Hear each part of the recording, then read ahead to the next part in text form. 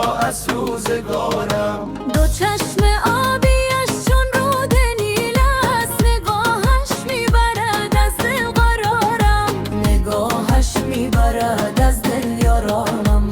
انار قندهار طعم لبانش، به لبخندش نموده دل شکارم، به لبخندش نموده دل شکارم.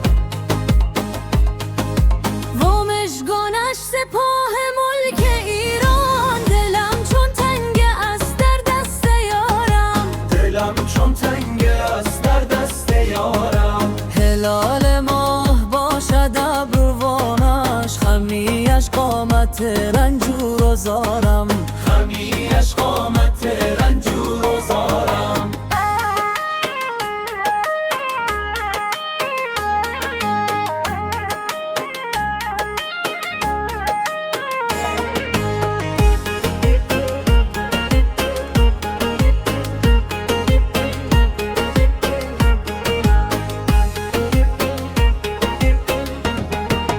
شود که گیرد و تنگم در آغوش، بیادش لحظه ها را می شمارم، بیادش لحظه ها را می شمارم.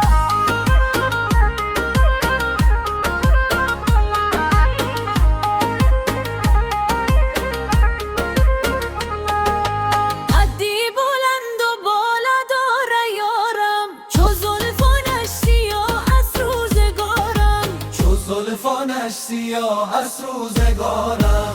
دو چشم آبیش چون رود نیل است، نگاهش میبرد از دل قرارم، نگاهش میبرد از دل قرارم. انار قندهار طعم لبانش، به لبخندش نموده دل شکارم، به لبخندش نموده دل شکارم.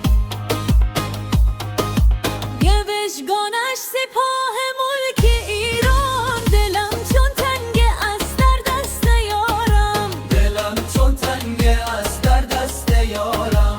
هلال ماه باشد ابروانش، خمیش قامت رنجور و زارم، خمیش قامت رنجور و زارم.